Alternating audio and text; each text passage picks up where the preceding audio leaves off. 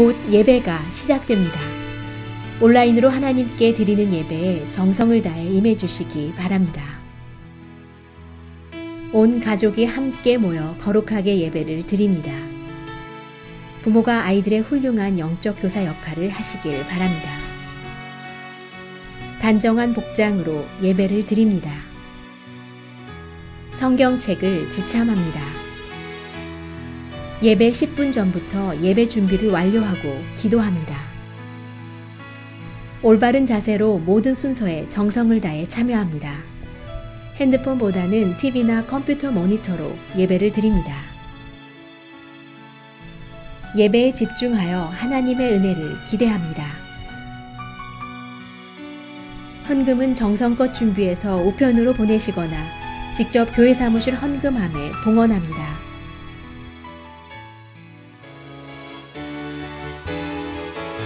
찬양하세, 찬양하세, 찬양하세. 왕께 소리 높여 찬양 드리세. 찬양하세, 찬양하세, 찬양하세. 왕께 소리 높여 찬양 드리세. 찬양과 기에 합당하신 주님, 언제나 동일하신 주. 무릎 꿇고서 주 이름 외치세. 예수 나의 왕, 예수 나의 왕, 예수 나의 왕. 아멘. 찬양하세,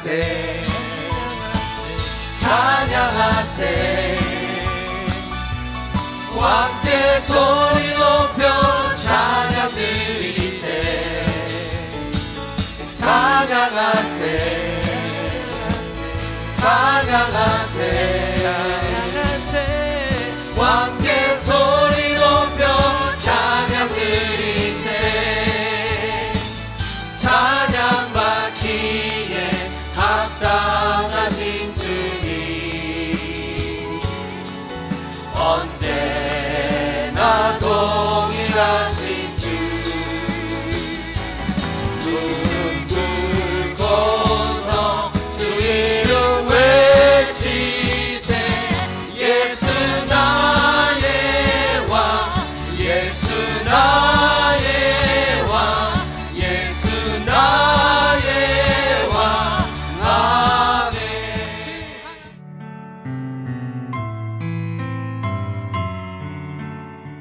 내가 곧 길이요 진리요 생명 되신 주님을 찬양하며 경배합니다. 천지 만물을 말씀으로 창조하시고 다스리시는 전능하신 아버지 하나님, 지금 이 시간도 우리를 인도하며 이끌어 가시며 삼라만상을 통하여 깨달아 알기를 원하시는 아버지 하나님께 간구하며 기도드립니다. 코로나 상황이 장기화되면서 우리의 삶이 처음 발병 때와는 다르게 점점 더 무뎌지고 있습니다.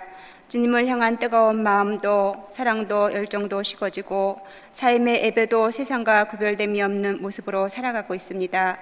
세상의 공포로부터 많은 생명이 죽음을 맞이했고 지금도 여전히 위협을 받고 있음에도 불구하고 불편함이 익숙함이 되어 선과 악과 옳고 그름의 분별력을 상실한 채 살아갑니다. 주님의 말씀이 우리에게 들려짐에도 불구하고 우리의 마음은 완악하고 무지하고 우매하여 주의 말씀에 귀를 기울이지 않습니다. 이 땅에 만용된 우리의 죄악을 긍휼히 여겨주시고 죄악으로 가득 찬 땅을 고치시고 우리를 용서하여 주옵소서. 세계는 코비로 인하여 경제가 악화되고 사회 문화가 서로 간에 이권으로 반목하고 갈등하고 있습니다. 하나님의 영이 임하여 평화가 이루어지게 하시고 각 나라의 유정자와 지도자가 하나님을 경외하는 믿음과 지혜의 지도자로 세워지게 하여 주옵소서. 그래하여 열방이 주님의 땅과 백성으로 주님을 경배하게 하여 주옵소서. 우리의 몸된 교회를 축복하시고 열방을 향한 전도와 선교로 충만케 하여 주옵소서. 한 영혼을 그리스도께 인도하는 복음의 씨앗이 열매가 되어 전도자들의 축복의 통로가 되게 하시고 온라인을 통하여 복음 전파가 더 활발하게 진행되게 하여 주옵소서. 우리의 몸이 주의 성전이 되기를 원합니다. 비록 교회에서 함께 예배를 드리지 못하는 상황이지만 우리의 몸이 거룩한 성전이 되게 하시어 주님의 영으로 충만한 삶의 예배를 드리는 성령의 사람이 되게 하여 주옵소서. 공예배가 속히 이루어져 주님께 영광 드리는 기쁨을 누리게 하여 주옵소서. 세상의 간습과 정욕으로 우리의 마음과 생각을 빼앗기지 않게 하시고 믿음으로 순종하며 기도하며 찬양하며 사는 삶의 예배의 한 사람으로 진실하고 신실한 주의 자녀 되게 하여 주옵소서. 우리 성도님들의 모든 형편과 사정을 아시는 주님, 질병에서 고통받는 우리들의 하늘을 치유하시고 회복하시고 어려움과 또한 여러 가지의 문제로 힘든 우리의 성도님들 가정마다 풀어지고 자유케 되는 은혜를 누리게 하시고 우리의 영이 날마다 새로워지는 기쁨과 감사로 충만케 하여 주옵소서. 오늘의 말씀을 통하여 주님의 말씀에 청종하며 순종하는 삶을 살아가게 하시고 상황과 사건을 통하여 깨달아 하는 지혜를 얻게 하시어 경건한 사람으로 우리를 인도하여 주옵소서. 또한 선택의 길목에서 주님의 뜻을 구하며 순종하는 자녀 되게 하여 주옵소서. 말씀을 선포하시는 노예교회 목사님을 축복하여 주옵소서. 영육간에 강건케 하여 주시고 영력을 더하여 주옵소서. 주님께서 귀하게 사용하시는 주의 종으로 권능과 성령의 능력으로 붙들어 주시고 선포하는 말씀이 우리의 심령의 양액이 되어 우리의 삶을 변화시키는 은혜의 말씀 되게 하여 주옵소서. 주님의 임재함 속에 드려지는 예배되기를 소망하며 우리보다 우리를 더 많이 사랑으로 품어주신 예수님의 이름으로 기도합니다. 아멘.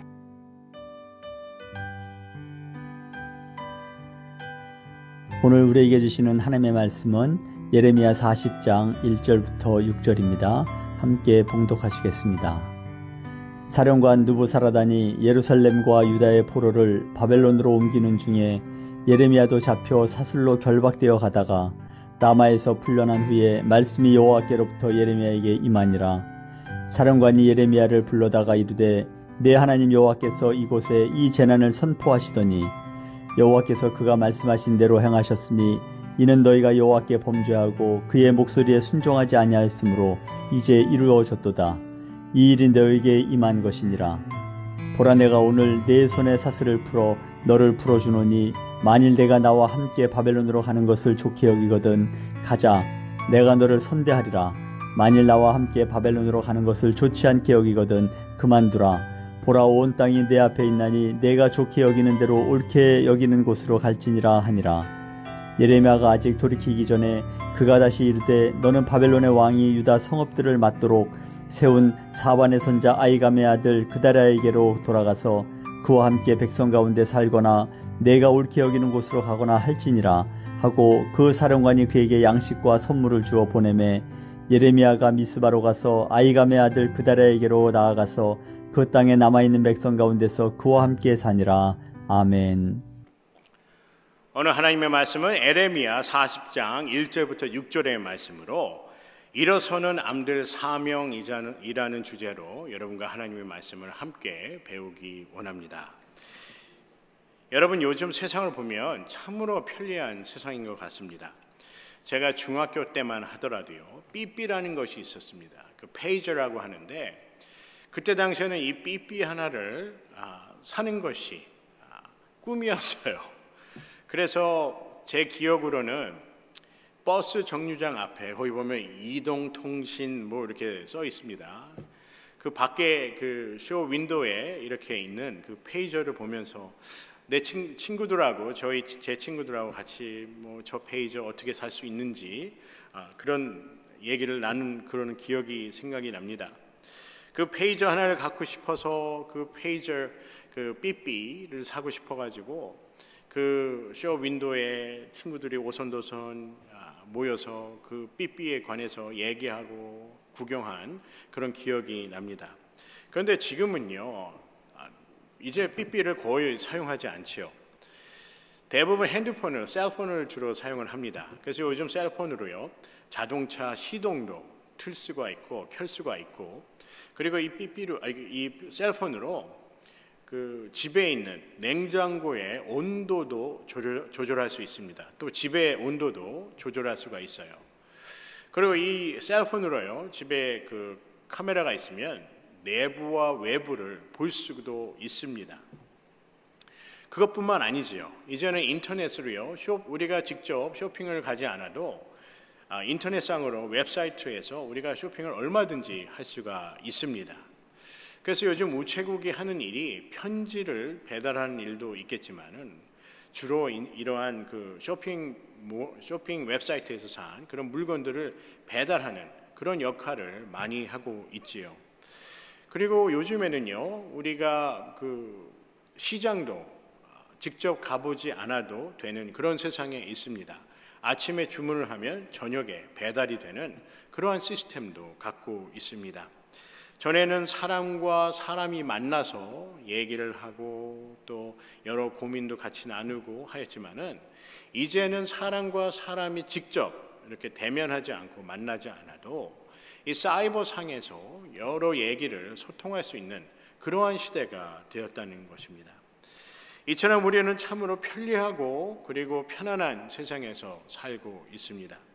이처럼 달라지는 세상에서 우리는 때로는 이 옛 추억이나 이 낭만을 그리워하기도 하지요.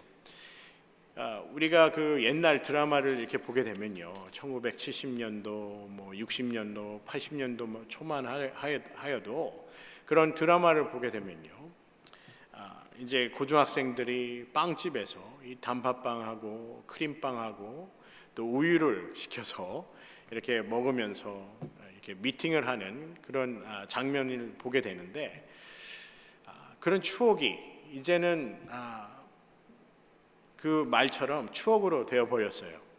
그리고 이제는요, 손편지를 쓰는 경우도 거의 없는 것 같아요. 그래서 이게 마음을 전하고 하는 경우가 너무 드물어졌습니다. 참 편해졌죠. 세상이 너무나도 편해졌어요. 전에 한국의 그 뉴스를 보았는데 외국인들이 와서 한국에 와서 방문을 하고 한국에서 살면서 가장 놀랬던 부분이 어떤 부분이냐라고 이렇게 기자가 이렇게 물어봤더니 이런 얘기를 합니다. 빠른 인터넷, 이건 그건 당연한 거고요. 그러니까 외국인들이 가장 놀랬던 것은 한강에서 짜장면과 양념 통닭을 시켜도 그 배달이 된다는 걸 보고 깜짝 놀랐다는 것입니다. 여러분, 우리는 이런 편하고 편리한 세상에서 살아가고 있는데 우리의 영적 상태는 어떤가요? 제가 전에 저희 그 연합감리교회죠. 연합감리교회 2009년부터 2018년까지의 그 통계를 한번 보게 된 그런 적이 있습니다. 통계를 보게 되었는데 2009년도에 이 전체 그 미국에서의 우리 교인 수가 770만 명이라고 합니다. 그런데 2018년에는요 660만 명으로 줄었어요. 대략 이렇게 줄었습니다. 그래서 불과 9년에서 10년 사이에 110만 이상의 교인이 줄었다는 것입니다. 그리고 전국적으로요 교회가 33,814개의 교회가 있었는데 2009년도에요. 지금은 2018년도의 통계를 보면 3955개로 2859개의 교회가 문을 닫았다고 합니다. 그래서 평균적으로 보면요 1년에 300개의 교회가 문을 닫게 된 것이에요. 물론 여러 이유가 있겠지요. 교회에 이제 출석하시고 등록하신 교인분들의 그 연세가 연로하셔서 교회가 작아짐으로 인해서 교회를 문 닫는 경우도 있고, 또 교회를 더 발전시키기 위해서 다른 교회로 서로 이렇게 합치는 경우도 있고, 여러 이유가 있을 것입니다. 하지만 가장 중요한 것은요, 이렇게 교회가 문을 닫는다는 것을 이 통계를 보면은 새로운 성도의 수가 늘어나지 않는다는 것이죠. 전 그런 생각을 해보았어요. 우리가 편리하고 편안해지는데 교회는 문을 닫고 있다는 것입니다. 우리가 좀 더 편안해지고 편리해지고 좀 더 행복해지면은 좀 이렇게 편리해지고 편안해지면은 더욱더 교회에 더 열심히 나와서 하나님을 찬양하고 하나님을 예배하고 또 하나님의 말씀대로 우리가 어떻게 우리 이웃을 돌보며 하나님의 말씀을 전하며 이런 믿음의 소유자가 되어서 어떻게 하면 우리가 신앙생활을 할까를 이렇게 더욱더 추구하는 것이 아니라 교회를 떠나게 된다는 것이죠. 2019년 4월 18일자 갤럽이라고 하죠. 갤럽 리서치에 보니까 미국에서 종교를 갖지 않고 무신론자죠. 종교를 갖지 않은 그런 숫자가 1999년도에 8%보다 거의 2배가 뛴 2018년도에 통계 보니까 19%로 거의 2배가 증가가 되었습니다. 이 세상은 편해지고 있는데 편안해지고 있는데 개인적으로는 편안해지고 있는데 이처럼 교회가 문을 닫고 사람들은 교회를 떠나기 시작한다는 것이죠. 오늘 말씀을 보면요, 바벨론 느부갓네살 왕의 시위대 장관이 이 사람이 어떤 인물이라면요, 예루살렘 성벽과 선정과 왕궁을 헐어버린 그런 인물입니다. 이 시위대의 장관이 뜰에 갇혀 있던 에레미야를 라마라는 곳에서 풀어주는 장면이 바로 오늘 말씀의 내용입니다. 1절에 보면요, 에레미야 선지자도 유다의 포로로 잡혀가서 라마에서 이제 풀려나게 된다고 이렇게 말씀을 해요. 그 라마라는 것은 예루살렘의 북쪽에 한 8km 정도에 위치한 그러한 지점이라고 합니다. 그런데 이 시위대 대장이 이름이요, 느부사라단이라는 사람인데 이 에레미야 선지자에게 를 풀어주면서 내가 당신을 풀어주겠다고 얘기를 하죠. 그러면서 이런 얘기를 합니다. 사령관이 2절의 말씀입니다. 사령관이 에레미야를 불러다가 이르되 내 하나님 여호와께서 이곳에 이 재난을 선포하시더니 여호와께서 그가 말씀하신 대로 행하셨으니 이는 너희가 여호와께 범죄하고 그의 목소리에 순종하지 아니하였으므로 이제 이루어졌도다. 이 일이 너희에게 임한 것이니라 라고 말씀하십니다. 이 블레셋의 바벨론의 이 시위대 장관도, 이 바벨론의 시위대 장관도 왜 유다 백성들이 이러한 고난을 겪는지에 대해서 알고 있었어요. 오늘 이전의 말씀에 보면 너희가 여호와께 범죄하고 그의 목소리에 순종하지 아니하였으므로 하나님께서 이러한 벌을 그리고 이러한 심판을 내리셨다는 것이에요. 이 바벨론의 제3자가 보아도 왜 유다 백성들이 이러한 고난을 겪는지에 대해서 알고 있는데 정작 유다의 백성들은 이 사실에 대해서 정확하게 모르고 있었다는 것입니다. 이처럼 우리가 우리 스스로를 정확하게 모를 때가 많아요.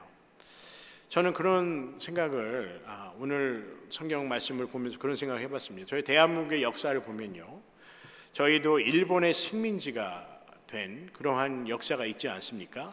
저희가 1945년 8월 15일 날 저희가 해방이 되었지만은 1910년에 한일 합방으로 이제 일본의 식민지가 되었습니다. 그때 당시를 이렇게 보면요, 역사적인 이렇게 객관적인 자료를 보게 되면은 이 조선만 세상이 돌아가는 것을 모르는 건지, 아니면 세상이 돌아가는 것을 조선이라는 우리나라가 그것을 제대로 대처하지 못해서 그런 건지에 대한 그런 생각이 들어요. 저는 개인적으로 대처를 못한 것도 있겠지만은 이 세상이 어떻게 돌아가고 있는지 그걸 정확하게 몰랐던 것 같습니다. 일본이 이렇게 세상의 흐름을 이렇게 읽고 있었을 때 이 조선은 쇄국 정책을 유지하게 되지요. 그래서 세상의 흐름을 이렇게 필요한 것을 받아들이는 것이 아니라 필요한 것이건 필요하지 않건 모든 것을 받아들이지 않았다는 것이지요. 이 유다 백성들은 이 세상이 어떻게 돌아가고 있는지 몰랐던 것이 아니라 이 하나님께서 말씀하신 그 하나님께서 원하시는 것을 그들이 무시하였기 때문입니다. 다시 얘기하면요, 그들이 하나님을 정확하게 몰랐다는 것이죠. 하나님의 말씀을 정확하게 몰랐고 하나님이 원하시는 바를 그들이 들음에도 불구하고 그것을 알고 싶지 않아 하는 그러한 모습을 보였다는 것입니다. 여러분, 포로가 되어 보신 적이 있으십니까? 저희 한국의 역사를 보면 이렇게 식민지 시대를 지난 이 대한민국의 역사를 보면 참 알 수 있지 않겠습니까? 침략을 당하고 약탈을 당하고 또 착취를 당하는 그 모습이 바로 이 포로의 모습이지요. 지금도 보면요, 이 위안부의 문제가 아직도 해결되지 않고 있습니다. 이 참으로 가슴 아픈 역사예요. 이 느부사라다는, 이 바벨론의 느부사라다는 에레미야에게 이 세 가지 제안을 하게 됩니다. 에레미야 선지자를 이제 포로에서 풀어주면서 세 가지 제안을 하게 됩니다. 첫째는 바벨론으로 가자는 것이에요.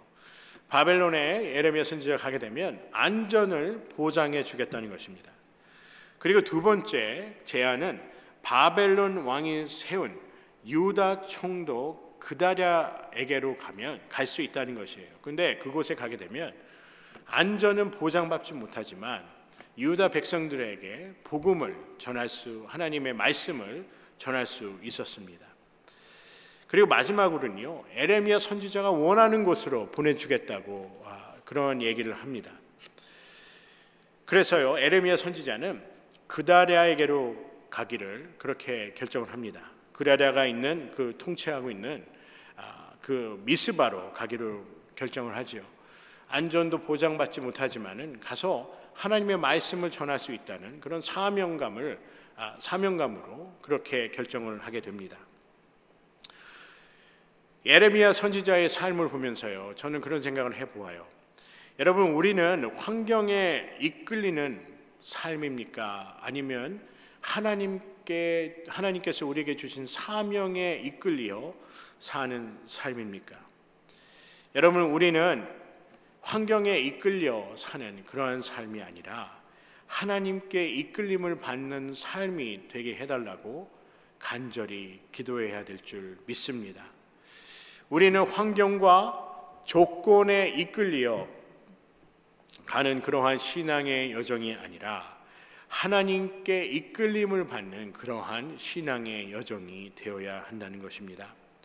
여러분, 세상은 편해지고 편리해지는데 사람들은 하나님으로부터 점점 멀어져 가고 있습니다.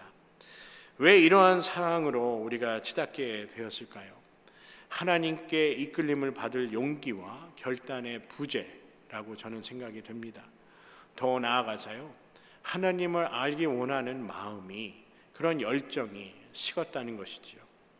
저도 이 말씀을 전하는 그 자리에 있으면서요, 설교자로서 말씀을 함께 나누고 함께 배우기를 원하는 그 자리에 있으면서도 저는 제 스스로에게도 물어봅니다. 내가 진정으로 하나님께 이끌림을 받는 그러한 삶을 살고 있는가에 대해서 오늘 말씀을 통해서 생각해 보게 됩니다.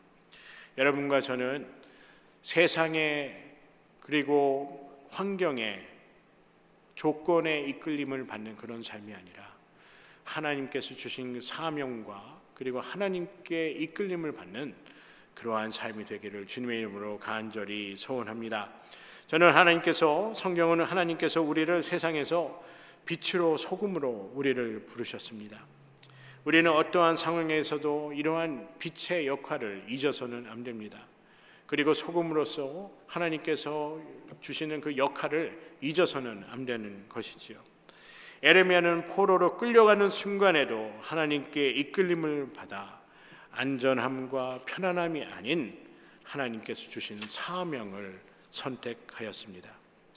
여러분, 담임 목사님께서 말씀하신 주일 설교를 기억하십니까? 노아에 관해서 담임 목사님께서 말씀을 나누셨는데, 그 노아가요, 이 방주를 짓기 위해서 120년 정도의 시간을 사용을 합니다.